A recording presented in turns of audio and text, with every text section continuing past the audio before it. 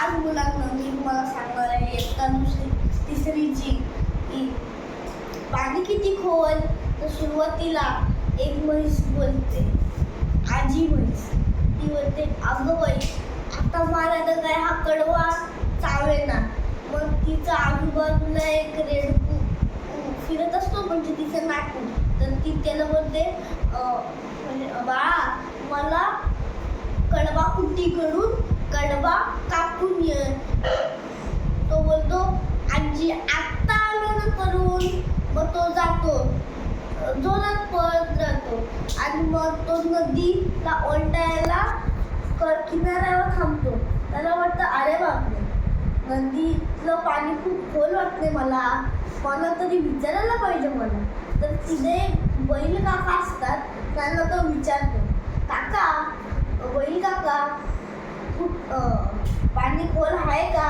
तर काका बोलतात, नाही बाळा तू जाऊ शकतोस, माझ्या गुडघ्यात इतकं आहे, आरामात जा.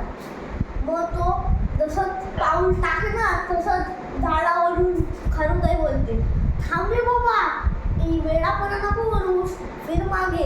कालच माझी एक मैत्रीण पाण्यातून वाहून गेली आहे, वेडेपणा नको करू, फिर मागे.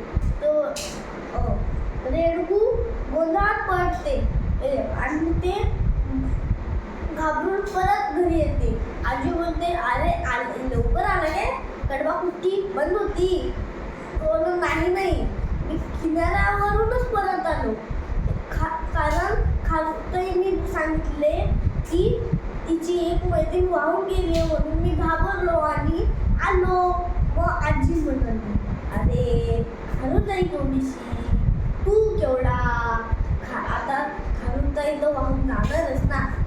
मग तो बोलला, हा ग आजी तर विसरूनच गेलतो, आत्ता आणतो बघ. आणि मग रेडकू फिरत धावत गेलं कडवा कुट्टीकडे.